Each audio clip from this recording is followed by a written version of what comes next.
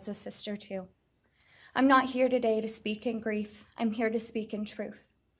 Because the truth is, my sister Kaylee and her best friend Maddie were not yours to take. They were not yours to study, to stalk, or to silence. They were two pieces of a whole, the perfect yin and yang.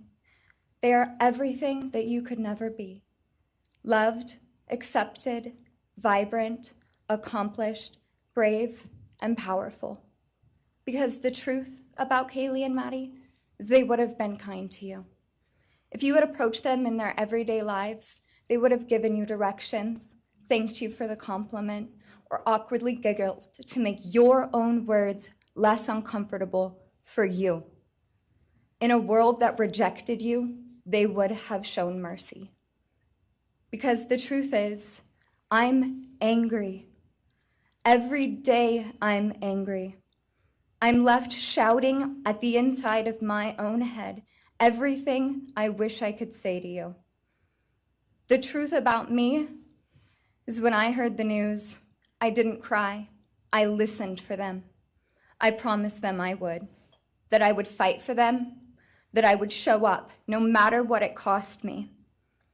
I swore I'd never let them feel alone. Because you see, I've always been their heavyweight. I've always been the one to fight the battles they didn't feel ready to fight themselves. All it ever took was a call, and they knew I would handle it for them, no matter the time, no matter the cost. They could wave their white flag because they knew I would never back down, not for them, and not even death could change that.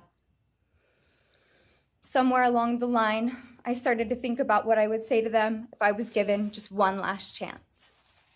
If I could gather enough heartbreak or love or sacrifice or whatever it took to get just one message across, what would I say? Throughout this entire process, I've written my feelings down at every moment, my wishes, my love, my denial, my anger. And as one final act of love, I'd planned to read these thoughts, even jarring and discombobulating and not even making sense. Because for me, that was true love. As bare and as naked as it could be, not laced in pretty words or dressed for the occasion, but written through bleary eyes at 2 a.m.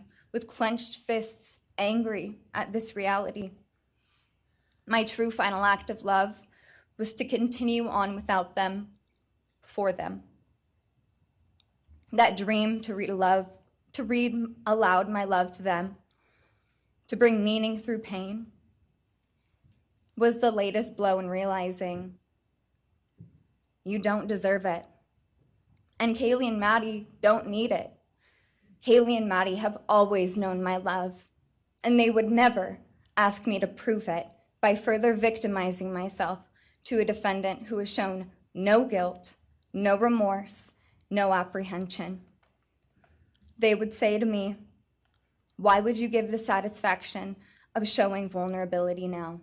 You promised you would never back down." And for that clarity, I'm thankful.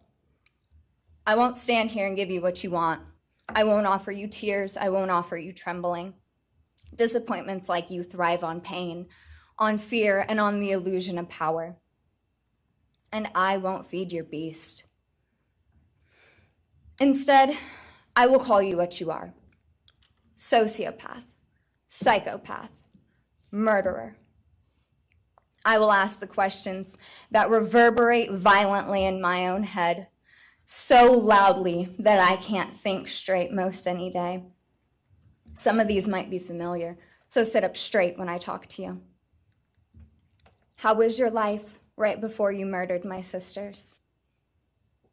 Did you prepare for the crime before leaving your apartment? Please detail what you were thinking and feeling at this time. Why did you choose my sisters? Before making your move, did you approach my sisters? Detail what you were thinking and feeling. Before leaving their home, is there anything else you did? How does it feel to know the only thing you failed more miserably at than being a murderer is trying to be a rapper? Did you recently start shaving or manually pulling out your eyebrows? Why November 13th? Did you truly think your Amazon purchase was untraceable because you used a gift card? How do you find it enjoyable to stargaze with such a severe case of visual snow?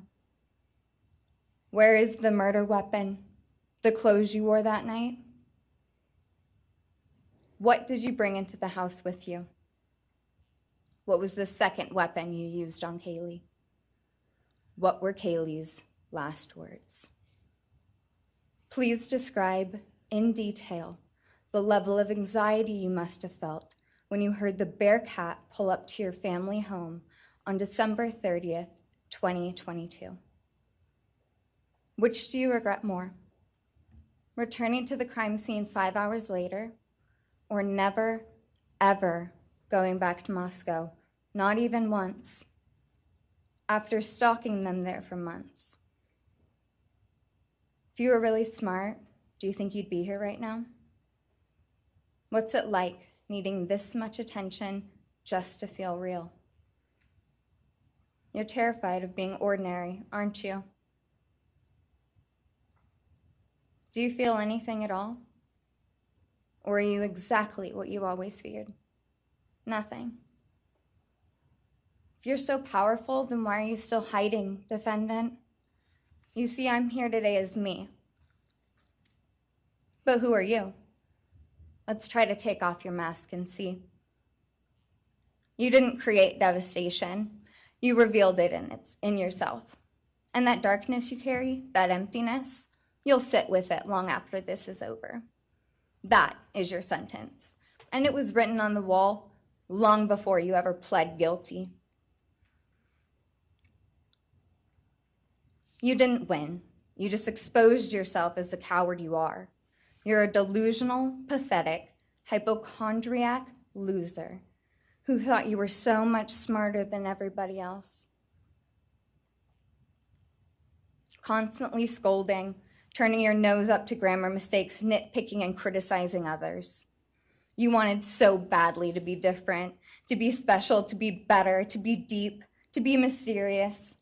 You found yourself thinking you were better than everyone else, and you thought you could figure out the human psyche and see through it, all while tweaked out on heroin. Lurking in the shadows made you feel powerful because no one ever paid you any attention in the light. You thought you were exceptional, all because of a grade on a paper. You thought you were elite because your online IQ test from 2010 told you so. All of that effort just to seem important. It's desperate. There is a name for your condition, though. Your inflated ego just didn't allow you to see it. Wannabe. You act like no one could ever understand your mind, but the truth is you're basic. You're a textbook case of insecurity disguised as control. Your patterns are predictable. Your motives are shallow. You are not profound. You're pathetic. You aren't special or deep, not mysterious or exceptional. Don't ever get it twisted again. No one is scared of you today. And still all it took was my sister in a sheath. You work so hard to seem dangerous, but real control doesn't have to prove itself.